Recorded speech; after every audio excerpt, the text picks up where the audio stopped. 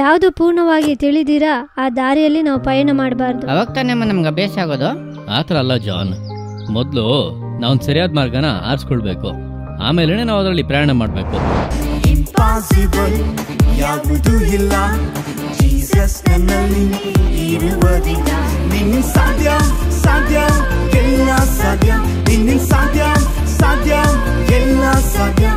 ಈ ಲೋಕದಲ್ಲಿ ಏನೇ ಹೋರಾಟ ಸಮಸ್ಯೆಗಳು ಬಂದರೂ ಖಂಡಿತ ಒಂದು ದಿನ ಪರಲೋಕದಲ್ಲಿ ಏಸಪ್ಪನ ಮೀಟ್ ಮಾಡುತ್ತೀರಿ, ಸರಿನಾ?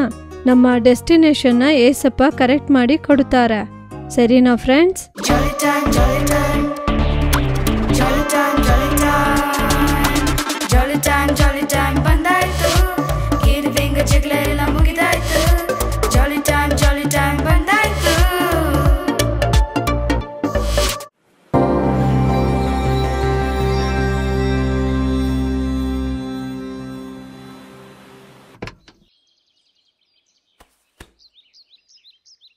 ಅಪ್ಪ ಇದನ್ನು ತೆಗ್ದು ಒಳಗಡೆ ಇದೆ ಅಲ್ವಾ? ಒಂದಿನ ಟೂರ್ಗೆ ಹೋಗಕ್ಕೆ ಯಾಕೆ ಇಷ್ಟೊಂದು ಲಗೇಜು? ಅಯ್ಯೋ ಅಪ್ಪ ಜೋರಾಗಿ ಹೇಳ್ಬೇಡಿ, ಅಮ್ಮ ಕಿಚನ್ ಅಲ್ಲಿ ಇದ್ದಾರೆ, ಕೇಳ್ಬಿಡುತ್ತೆ ಅನ್ಸುತ್ತೆ. ನಾನು ಜೋರಾಗಿ ಏನು ಹೇಳೋದಿಲ್ಲ ಕಣ. ಹೌದು, ಇವರೆಲ್ಲ ಯಾರು? ಅಪ್ಪ ಇವರೆಲ್ಲ ನನ್ನ ಫ್ರೆಂಡ್ಸು. ಇರಿ ನಾನು ಹಾಯ್ ಹೇಳ್ಬರ್ತೀನಿ. ಹಾಯ್ ಫ್ರೆಂಡ್ಸ್, ನಿಮ್ಮೆಲ್ರೂ ಇವತ್ತು ಈ ಜಾಲಿ ಟೈಮಲ್ಲಿ ನೋಡೋದು ನಂಗೆ ತುಂಬಾ ಸಂತೋಷ. ಇವತ್ತು ನಾವು ಬೀಚಿಗೆ ಹೋಗ್ತೀವಿ, ನೀವೆಲ್ಲರೂ ನಮ್ಮ ಜೊತೆ ಬರ್ತೀರಾ? ಅಪ್ಪ ಎಲ್ಲ ಆರೆಂಜ್ ಶಬ್ದ ಕೇಳ್ತಿದ್ಯಪ್ಪ. ಬಾ, ಏನು ಅಂತ ನೋಡ್ಕೊಂಬರೋಣ. ಯಾರಿದು? ಯಾರು ನೋಡಿದ್ದಾರೆ? ನಾವು ಬೀಚಿಗೆ ಹೋಗೋಣ. ನೀನ್ ಯಾಕೆ ಇಲ್ಲಿ ಕೂತಿದ್ಯಾ? ನೀನ್ ಕೆಳಗಡೆ ಹೇಳಿಕೆ ಆತಿ, ನಾನ್ ಗಾಡಿ ಓಡಿಸ್ತೀನಿ. ಇವತ್ತು ನಾನೇ ಗಾಡಿ ಓಡಿಸೋದು. ಹಾಗಂದ್ರೆ ನಿನ್ ಮಾತ್ರ ಕಾರಲ್ಲಿ ಹೋಗ್ಬಿಡು, ನಾವೆಲ್ಲ ಹಿಂದೆ ನಿಧಾನ ನಡ್ಕೊಂಡು ನಿನ್ ಹಿಂದೆ ಬೀಚಿಗೆ ಬಂದ್ಬಿಡ್ತೀವಿ. ಏನ್ ಜಾನ್, ನೀವು ಭಯ ಪಡ್ಬೇಡಿ, ನಾನು ಡ್ರೈವಿಂಗ್ ಅಲ್ಲಿ ಬ್ಲಾಕ್ ಬೆಲ್ಟ್ ತಗೊಂಡಿದ್ದೀನಿ. ಓಯ್, ಯಾರ ಹತ್ರ ನಿನ್ ಕತೆ ಹೊಡಿತಾ ಇದೀಯಾ? ಬ್ಲಾಕ್ ಬೆಲ್ಟ್ ನೆಲ್ಲ ಕೊಡೋದು ಕರಾಟೆಯಲ್ಲಿ. ಅಯ್ಯೋ ಹೌದಾ? ಓಕೆ ಭಯ ಪಡ್ಬೇಡಿ ಅತ್ತಿ, ನಾನು ಚೆನ್ನಾಗಿ ಓಡಿಸ್ತೀನಿ ಅತ್ತಿ. ಜಾನ್ ಬನ್ನಿ ನಾವು ಬೀಚಿಗೆ ಹೋಗ್ತೀವಿ. ಜಾಲಿ ಜಾಲಿ ಜಾಲಿ. ಏನಂದ್ರೆ ಇದನ್ನು ಒಳಗಡೆ ದಾರಿಯಲ್ಲಿ ಹೊಟ್ಟೆ ಹಸಿಯುತ್ತಲ್ಲ, ಅದಕ್ಕೆ ಸ್ನಾಕ್ಸ್ ಇಟ್ಟಿದ್ದೀನಿ. ಯಾವಾಗ ನೋಡಿದ್ರು ತಿನ್ನೋದೇ ಕೆಲಸ ಆಗೋಯ್ತಲ್ಲ, ಹೊರಡೆ ಇಟ್ಬಿಡತ್ತು.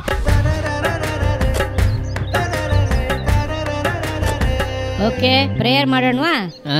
ಪ್ರೀತಿಯ ಯೇಸಪ್ಪ, ಈ ದಿನ ಕೊಟ್ಟಿದ್ದಕ್ಕಾಗಿ ನಿಮ್ಗೆ ಸ್ತೋತ್ರ. ಇವಾಗಲೂ ನಾವು ಬೀಚಿಗೆ ಹೋಗ್ತಿದೀವಿ, ಈ ದಿನವನ್ನು ನಮ್ಗೆ ಆಶೀರ್ವದಿಸಿ ಕೊಡಿ. ಯೇಸುವಿನ ನಾಮದಲ್ಲಿ ಪ್ರಾರ್ಥಿಸುತ್ತೇವೆ ನಮ್ಮ ತಂದೆ, ಆಮೇನ್. ಆಮೇನ್. ಸರಿ, ಗಾಡಿ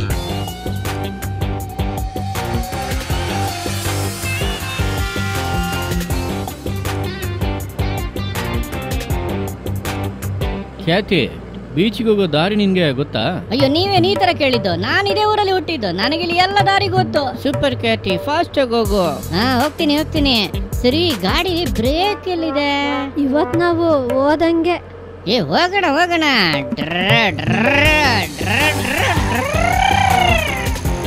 ಏನಂದ್ರೆ ಈ ದಾರಿಯಲ್ಲಿ ಬೀಚ್ ಇರೋ ತರನೇ ಅನ್ನಿಸ್ತಿಲ್ಲ.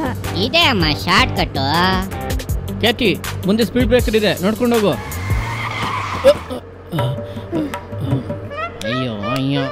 ಅಯ್ಯ ಹಿಂಗೋದ್ರೇನೆ ಜಾಲಿ. ಅದು ಏನ್ ಜಾಲಿನೋ ಗೊತ್ತಾಗ್ತಾ ಇಲ್ಲ.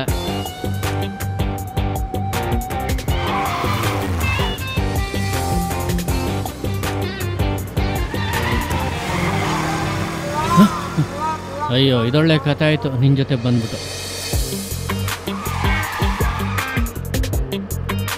ಖ್ಯಾತಿ, ಮುಂದೆ ದೊಡ್ಡ ಹಳ್ಳ ಇದೆ, ಬ್ರೇಕ್ ಹಾಕು. ಎಲ್ಲಿ? ನಾನು ಅವಾಗಿನ ಬ್ರೇಕಿಗೆ ಹುಡುಕ್ತಾ ಇದ್ದೀನಿ, ಅದು ಎಲ್ಲಿದೆಯೋ ಕಾಣ್ತಾನೆ ಇಲ್ಲ.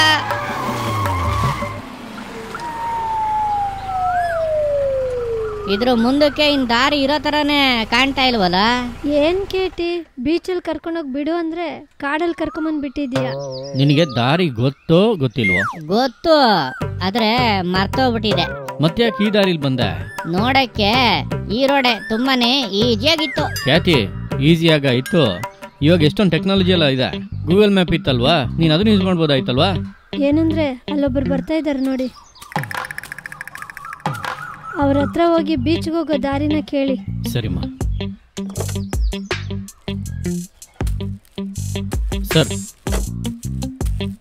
ಸರ್ ಬೀಚಿಗೆ ಯಾವ ಕಡೆ ಹೋಗ್ಬೇಕು ಸರ್? ಸರ್, ಇದು ಕಾಡು ಸರ್.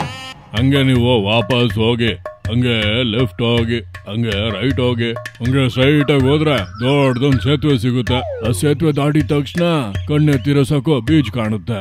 ಥ್ಯಾಂಕ್ ಯು ಸರಿ, ತುಂಬಾ ಹೋಗ್ ಥ್ಯಾಂಕ್ಸ್. ಬನ್ನಿ. ಓಕೆ.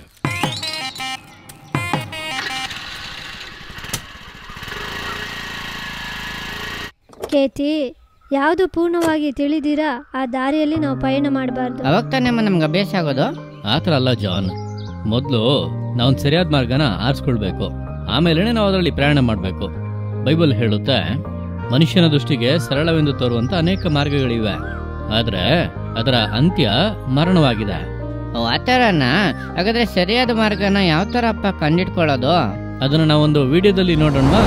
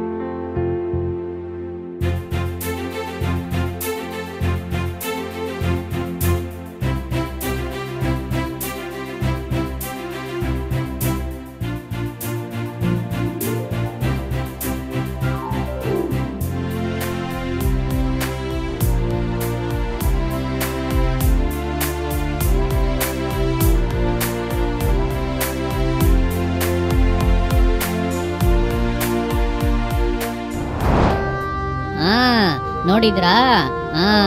ಭೂಮಿಲಿ ನಾವು ಸರಿಯಾದ ದಾರಿಲಿ ಹೋಗ್ತಾ ಇದೀವ ಅಂತ ಕಂಡುಹಿಡಿಯಕ್ಕೆ ಎಷ್ಟೋ ಮಾರ್ಗಗಳಿದೆ, ಎಚ್ಚರಿಕೆ ಬೋರ್ಡ್ಗಳು ಇದೆ. ಅದೇ ಪ್ರಕಾರ ಬೈಬಲ್ಲು ನಮಗೆ ಪರಲೋಕಕ್ಕೆ ಹೋಗಕ್ಕೆ ಸರಿಯಾದ ಮಾರ್ಗ ತೋರಿಸುತ್ತೆ. ಅಲ್ಲಿ ನೋಡಿ ಬೀಚ್ ಬಂದ್ಬಿಟ್ಟು ಜಾಲಿ ಜಾಲಿ ಜಾಲಿ ಜಾಲಿ ಜಾಲಿ ಜಾಲಿ ಜಾಲಿ.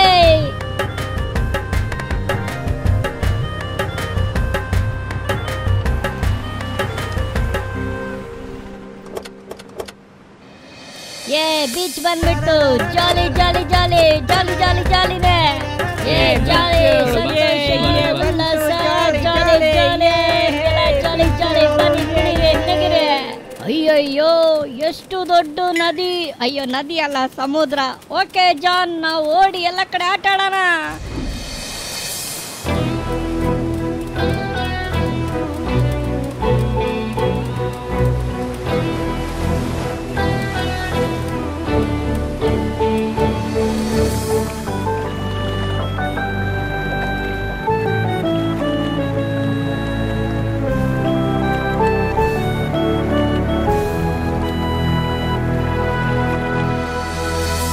ಅಲ್ಲಿ ನೋಡ್ದೆ ಜಾನ್, ಎಷ್ಟು ದೂರ ನೋಡಿದ್ರು ಬರೀ ಸಮುದ್ರದ ನೀರೇ ಕಾಣ್ತಾ ಇದೆ.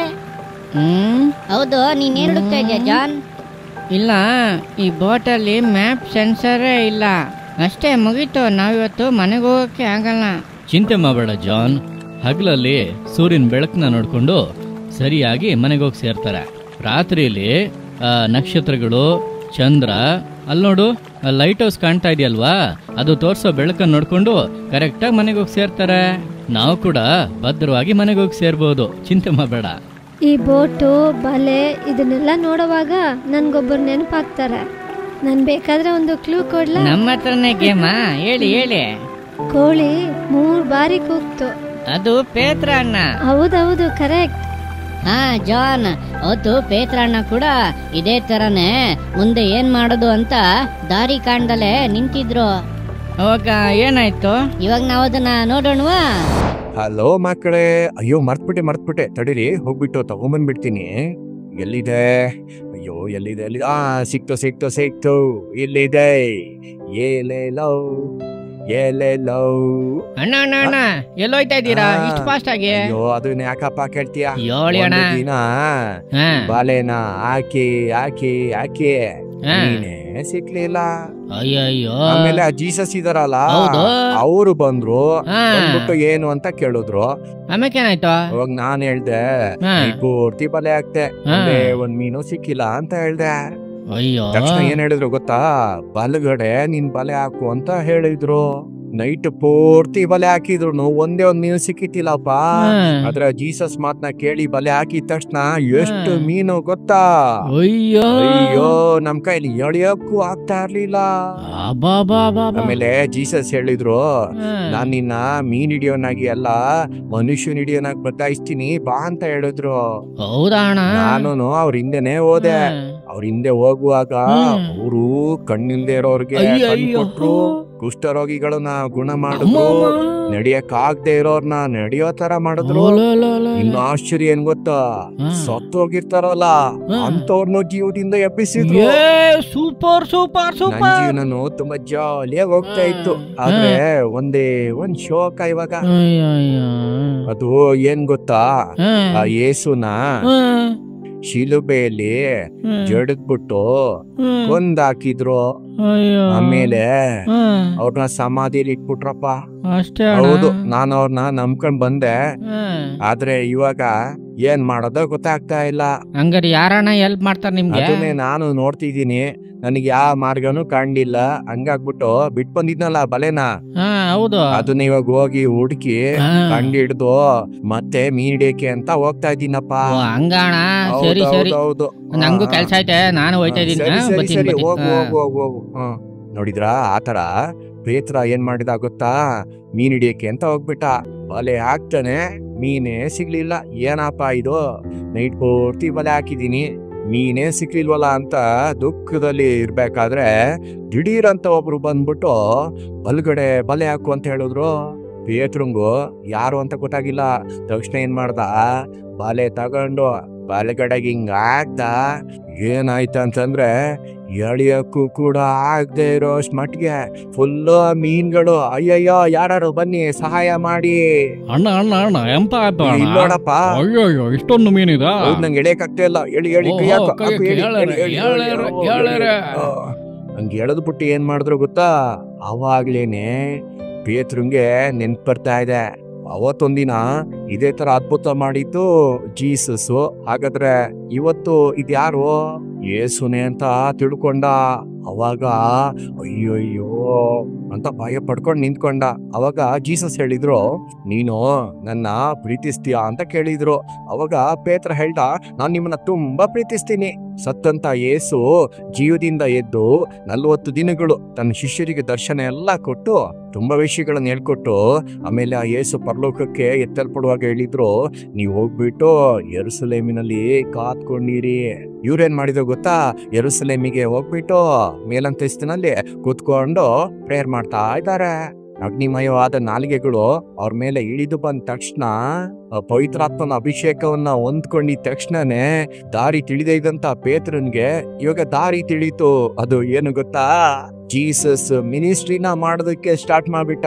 ಅವನು ಮಾತಾಡ್ತಾ ಮಾತಾಡ್ತಾ ಮಾತಾಡ್ತಾ 3,000 ಜನ ರಕ್ಷಣೆ ಹೊಂದಿದ್ರು. ಎಷ್ಟು ಆಶ್ಚರ್ಯ!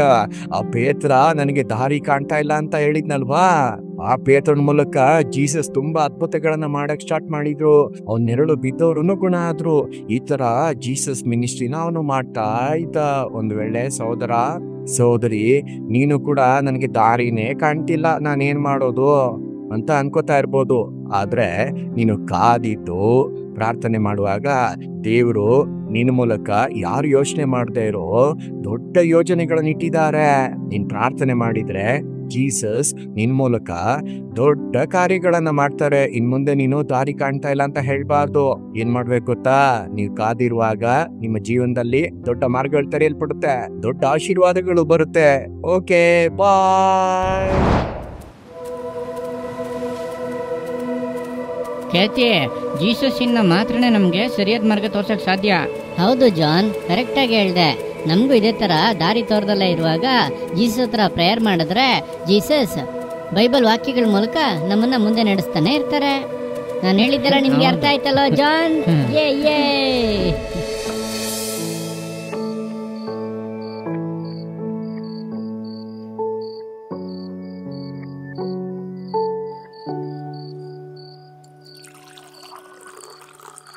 ಅಮ್ಮ, ಇವತ್ತು ಏನ್ ಸ್ಪೆಷಲ್? ಇಡ್ಲಿಪ್ಪ.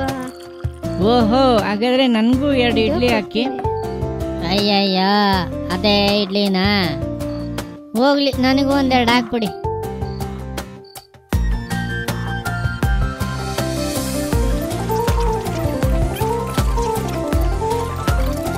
ಖ್ಯಾತಿ, ಪ್ರಾರ್ಥನೆ ಮಾಡು. ಪ್ರೀತಿಯುಳ್ಳ ಯೇಸಪ್ಪ, ಈ ಆಹಾರ ಕೊಟ್ಟಿದ್ದಕ್ಕಾಗಿ ನಿಮ್ಗೆ ತುಂಬಾ ವಂದನೆ. ಆಹಾರ ಇಲ್ಲದೆ ಇರೋರನ್ನ ನಾವು ಈ ಸಮಯದಲ್ಲಿ ನೆನಪಿಸ್ಕೋತೀವಿ. ಅವರನ್ನು ಕೂಡ ನೀವು ಪೋಷಿಸಿ, ನಾವು ನಮ್ಮ ಕೈಲಾದಷ್ಟು ಮತ್ತೊಬ್ಬರಿಗೆ ಸಹಾಯ ಮಾಡಬೇಕು. ಈ ಆಹಾರಕ್ಕಾಗಿ ನಿಮ್ಗೆ ಸ್ತೋತ್ರ ಮಾಡ್ತೀವಿ, ಯೇಸುವಿನ ನಾಮದಲ್ಲಿ, ಆಮೇನ್.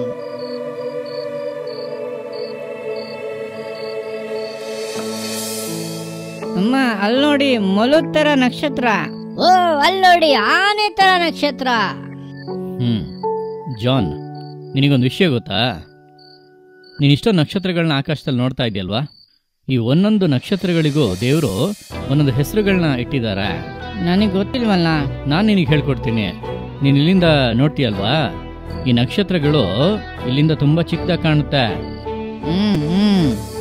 ಆದ್ರೆ ಒಂದೊಂದು ನಕ್ಷತ್ರಗಳು ನಾವಿರುವಂತ ಈ ಭೂಮಿಗಿಂತನೂ ಎಷ್ಟೋ ಪಟ್ಟು ದೊಡ್ಡದಾಗಿದೆ.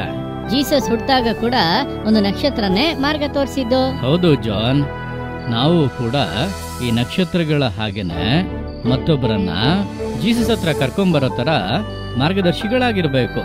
ಅದು ಹೇಗಪ್ಪ? ನಿನ್ ಫ್ರೆಂಡ್ಸ್, ನಿನಗ್ ತಿಳಿದವ್ರ ಹತ್ರ ಎಲ್ಲ ಯೇಸುವಿನ ಪ್ರೀತಿನ ಕುರಿತು ನೀನ್ ಹೇಳ್ಬೋದು. ಸರಿಯಾದ ಮಾರ್ಗದಲ್ಲಿ ಅವ್ರನ್ನ ಮುನ್ನಡೆಸಬಹುದು. ಹೇ ಗುಡ್ ಬಾಯ್. ಇವಾಗ ನಾವು ಒಂದು ಸೂಪರ್ ಸಾಂಗ್ ಕೇಳೋಣ.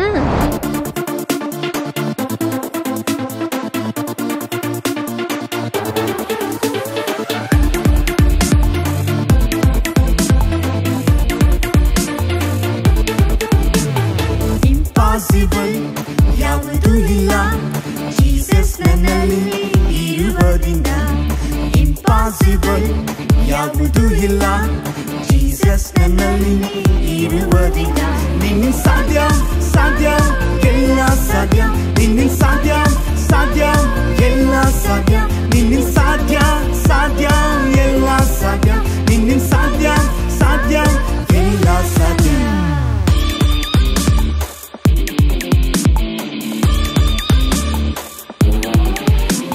ಸಿನ್ನೆಲ್ಲ ಕ್ಷಮಿಸಲು ನಿನ್ನಿಂದ ಸಾಧ್ಯ ಸಿಕ್ಕೆಲ್ಲ ಗುಣಪಡಿಸ ನಿನ್ನಿಂದ ಸಾಧ್ಯ ಸಿನ್ನೆಲ್ಲ ಕ್ಷಮಿಸಲು ನಿನ್ನಿಂದ ಸಾಧ್ಯ ಸಿಕ್ಕೆಲ್ಲ ಗುಣಪಡಿಸ ನಿನ್ನಿಂದ ಸಾಧ್ಯ ನಿಮ್ಮಿಂದ ಸಾಧ್ಯ ಸಾಧ್ಯ ಎಲ್ಲ ಸಾಧ್ಯ ನಿಮ್ಮಿಂದ ಸಾಧ್ಯ ಸಾಧ್ಯ ಎಲ್ಲ ಸಾಧ್ಯ ನಿಮ್ಮಿಂದ ಸಾಧ್ಯ ಸಾಧ್ಯ ಎಲ್ಲ ಸಾಧ್ಯ ನಿನ್ನಿಂದ ಸಾಧ್ಯ ಸಾಧ್ಯ ಎಲ್ಲ ಸಾಧ್ಯ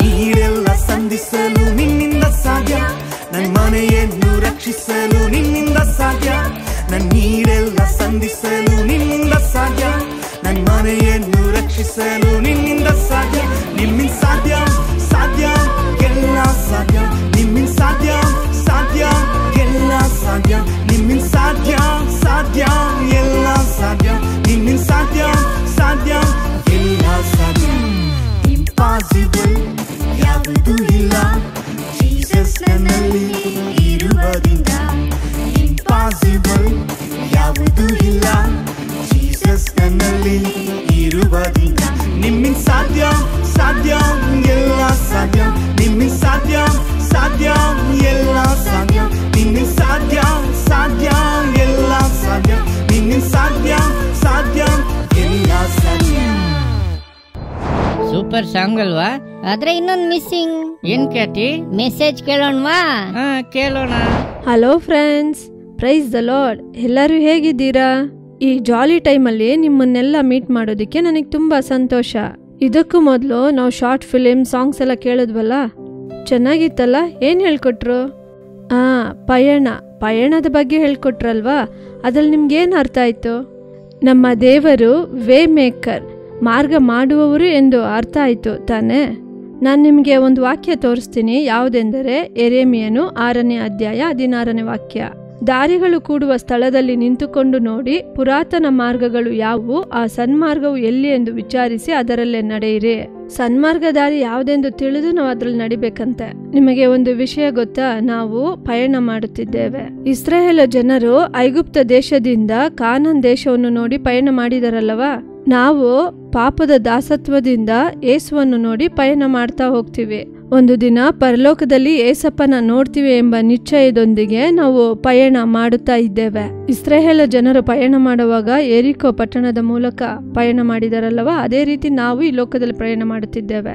ನಾವು ಒಂದು ಕಾಲದಲ್ಲಿ ಪಾಪಕ್ಕೆ ದಾಸರಾಗಿದ್ವಿ. ಯೇಸಪ್ಪ ನಮಗಾಗಿ ರಕ್ತನ ಸುರಿಸಿ ಆತನ ಮಕ್ಕಳಾಗಿ ಅಂಗೀಕರಿಸಿದರಲ್ಲವಾ? ಅದಾದ್ಮೇಲೆ ಪರಲೋಕದಲ್ಲಿ ಒಂದು ದಿನ ಯೇಸಪ್ಪನ ನಾವು ಮೀಟ್ ಮಾಡ್ತೀವಿ. ಆ ರೀತಿ ಡೆಸ್ಟಿನೇಷನ್ ಅನ್ನು ಯೋಚಿಸಿ ನಾವೆಲ್ಲ ಪಯಣ ಮಾಡ್ತಿದ್ದೇವೆ. ಆ ಪಯಣದಲ್ಲಿ ನಾವು ಎತ್ತಿಡೋ ಸ್ಟೆಪ್ಸ್ ಎಲ್ಲ ತುಂಬ ಮುಖ್ಯವಾದದ್ದು. ಆದ್ದರಿಂದಲೇ ಯಾವ ದಾರಿ ಸನ್ಮಾರ್ಗವಾಗಿದೆಯೋ ಅದರಲ್ಲಿ ಸ್ಟೆಪ್ ಎತ್ತಿಡಿ ಎಂದು ನಾವು ಯೆರೆಮೀಯದಲ್ಲಿ ಓದಿದೆವು. ನಿಮಗೆ ಗೊತ್ತಾ, ನಾವು ನಡೆಯುವ ಎಲ್ಲ ಪಾತು ಯೇಸಪ್ಪ ಹತ್ರ ಹೋಗುತ್ತದಾ? ನಾವು ನಡೆಯೋ ಪಾತು ತುಂಬ ಒಳ್ಳೆಯದು ಅಂದುಕೊಳ್ತೀವಿ, ಆದರೆ ಆ ಪಾತೆಲ್ಲ ಯೇಸಪ್ಪ ಹತ್ರ ನಮ್ಮನ್ನ ಕರ್ಕೊಂಡೋಗಲ್ಲ. ಜೀವ ಮಾರ್ಗವು ಯಾವುದೆಂದು ನೋಡಿ ನಾವು ಅದರಲ್ಲಿ ನಡೆದರೆ ಅದು ನಮ್ಮನ್ನು ಯೇಸಪ್ಪ ಬಳಿ ಕರೆದುಕೊಂಡು ಹೋಗುತ್ತದೆ. ಸರಿಯಕ್ಕ, ಈ ದಾರಿಯನ್ನು ಹೇಗೆ ಕಂಡುಹಿಡಿಯೋದು? ತುಂಬಾ ದಾರಿಗಳಿವೆ, ಆದರೆ ಹೇಗೆ ಕಂಡುಹಿಡಿಯೋದು ಅಂತ ಅಂದ್ಕೋತಾ ಇದ್ದೀರಾ? ಅದಕ್ಕೆ ಒಂದು ವಾಕ್ಯ ಇದೆ. ಏನೆಂದರೆ ಕೀರ್ತನೆಗಳು 32ನೇ ಅಧ್ಯಾಯ 8ನೇ ವಾಕ್ಯ. ನಿನ್ನನ್ನು ಉಪದೇಶಿಸಿ ನಡೆಯಬೇಕಾದ ಮಾರ್ಗವನ್ನು ತಿಳಿಸುವೆನು. ಇದನ್ನು ತುಂಬಾ ಸಿಂಪಲ್ ಆಗಿ ಹೇಳಬೇಕೆಂದರೆ, ಇಸ್ರಾಯೇಲ್ ಜನರು ಕಾನಾನ್ ದೇಶವನ್ನು ನೋಡಿ ಹೋಗ್ತಿದ್ರಲ್ವಾ? ಆಗ ಯೇಸಪ್ಪನೇ ಅವರಿಗೆ ದಾರಿ ತೋರಿಸಿದ್ರು. ಇಸ್ರಾಯೇಲ್ ಜನರು ಹೋಗ್ತಾ ಇರ್ಬೇಕಾದ್ರೆ ಹಗಲಲ್ಲಿ ಪಿಲ್ಲರ್ ಆಫ್ ಕ್ಲೌಡ್, ಮೇಘ ಸ್ತಂಭವಾಗಿ ಅವರನ್ನು ದಾರಿ ನಡೆಸಿದರಂತೆ. ಅದೇ ರಾತ್ರಿಯಲ್ಲಿ ಅಗ್ನಿ ಸ್ತಂಭವಾಗಿ ಅವರನ್ನು ನಡೆಸಿದರಂತೆ. ಯೇಸಪ್ಪ ಇಸ್ರಾಯೇಲ್ ಜನರನ್ನ 2 ವಿಧವಾಗಿ ದಾರಿ ನಡೆಸಿದ್ರು. ಆಗ ನೀವು ನಿಮ್ಮ ಲೈಫಲ್ಲಿ ಏನೇನು ಸ್ಟೆಪ್ ಎತ್ತಿಡಬೇಕೆಂದು ಯೇಸಪ್ಪನೇ ನಿಮಗೆ ಹೇಳ್ಕೊಡ್ತಾರೆ. ಅದೇ ಬಹಳ ಮುಖ್ಯವೂ ಕೂಡ. ನಾವು ಯೇಸಪ್ಪನನ್ನೇ ನೋಡಿ ನಾವು ಸ್ಟೆಪ್ ಎತ್ತಿಟ್ಟರೆ ನಮಗೆ ಯಾವ ಸಮಸ್ಯೆಯೂ ಬರುವುದಿಲ್ಲ. ನಿಮಗೆ ತುಂಬಾ ಫೇಮಸ್ ಆದ ಇನ್ಸಿಡೆಂಟ್ ಗೊತ್ತಲ್ವಾ? ಬೈಬಲಿನಲ್ಲಿ ಏಸಪ್ಪ ಸಮುದ್ರದ ಮೇಲೆ ನಡೆದು ಬರುತ್ತಾರೆ. ಆಗ ಪೇತ್ರನು, ನಾನು ನಿಮ್ಮನ್ನು ನೋಡಿ ನಡೆದು ಬರುತ್ತೇನೆ ಎಂದು ಹೇಳುವಾಗ ಏಸಪ್ಪ ನಡೆದು ಬಾ ಎಂದು ಹೇಳುತ್ತಾರೆ. ಪೇತ್ರನು ಯಾವಾಗ ಯೇಸುವನ್ನೇ ದೃಷ್ಟಿಸಿ ಹೋಗುತ್ತಿದ್ದರೋ ಆಗ ಅವನ ಡೆಸ್ಟಿನೇಷನ್ ಕರೆಕ್ಟ್ ಆಗಿದ್ದಿತು. ಯಾವಾಗ ಪರಿಸ್ಥಿತಿಯನ್ನು ನೋಡಿ, ಅವರಿಗೆ ಬರುವಂತಹ ಹೋರಾಟವನ್ನು ನೋಡಿ ಕೆಳಗೆ ಮೇಲೆ ನೋಡಿದರೋ ಆಗಲೇ ಅವರು ಜಾರಿ ಮುಳುಗಲಾರಂಭಿಸಿದರು. ಇದೇ ಫ್ರೆಂಡ್ಸ್, ಏಸಪ್ಪ ನಿಮಗೆ ಬೋಧಿಸುವ ಮಾರ್ಗದಲ್ಲಿ ನೀವು ನಡೆಯುವುದಾದರೆ ನೀವು ನಿಮ್ಮ ಡೆಸ್ಟಿನೇಷನ್ನಲ್ಲಿ ಏಸಪ್ಪನ ಹೋಗಿ ನೋಡುತ್ತೀರಿ. ಇನ್ನು ನಾವು ಆ ವಾಕ್ಯದಲ್ಲಿ ನೋಡುವುದಾದರೆ, ನಿನ್ನನ್ನು ಕಟಾಕ್ಷಿಸಿ ನಿನಗೆ ಆಲೋಚನೆ ಹೇಳುವೆನು.